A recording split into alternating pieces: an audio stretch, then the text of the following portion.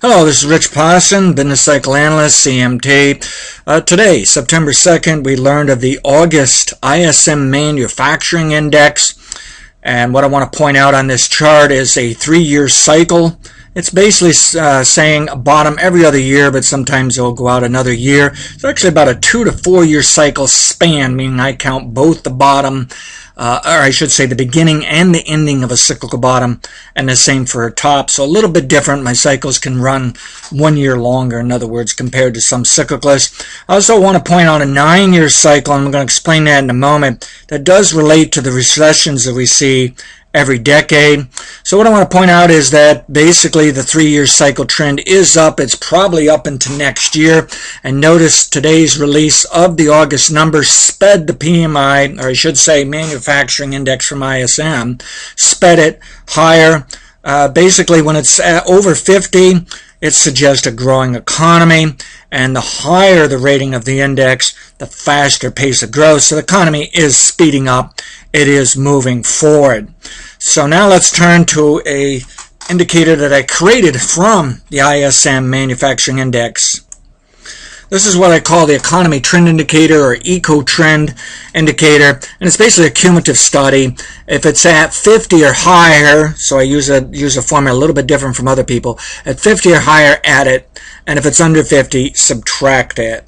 And what we can see is that there's a recession about every 8 to 13 years, just like clockwork. It's a cycle.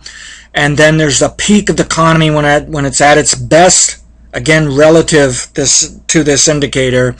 Again, every 8 to 13 years. The forecast is that it's coming up out of a 2009 Great Recession bottom.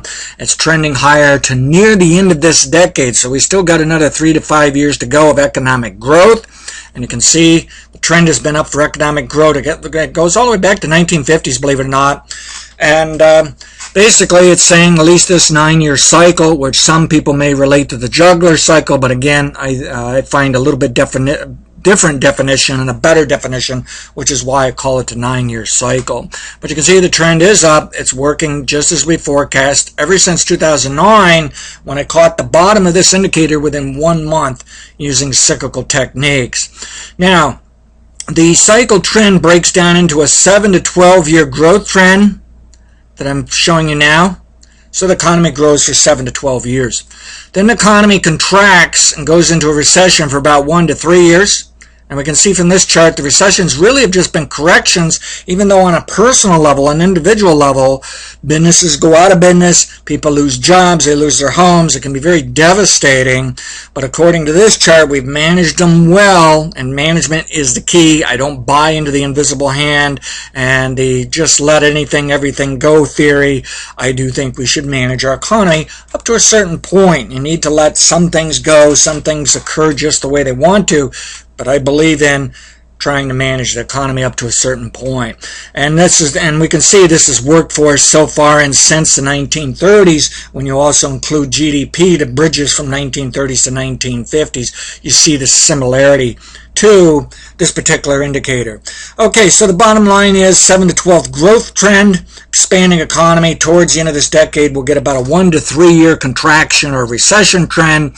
And again, we have a recession bottom every 8 to 13 years, therefore a recession every 8 to 13 years. Therefore, basically, a primary recession once a decade. Sometimes you have two, which is what occurred last decade, including the Great Recession. Okay, I also want to point out that this indicator has, I believe, a 90% positive correlation to nominal GDP per capita. So if this indicator is trending higher, and again that means relatively cumulative higher or stable, in other words 50 or higher ISM manufacturing numbers, ratings, then the net result is nominal GDP per capita should be trending higher as well. And we are at new record highs of nominal GDP per capita as far as I can tell. So the economy is growing. It's already at record large size. The problem is it's really not the pace everyone wants. It's not as exciting as everyone wants. And the best I can tell from some of the economic indicators is I believe the economy is actually better than what's being shown by GDP in some of the usual normal studies, but not that much better. I'm not implying that we got a great economy. We probably have a great economy relative super cycles because we were due for a depression from the late 2000s into the 2010s. We're still working our way out of this depression cycle or phase of a cycle. But, when you look at that history, you say, actually, we're doing quite well. What could have occurred and what could still be occurring today. But when you just look at it off this 9-year cycle, yes, we're running some slower paces, but it's picking up the pace. I say the ISM Manufacturing Index for August was not lying. It was telling us the economy is picking up the pace. I'm Rich Pawson. Thank you.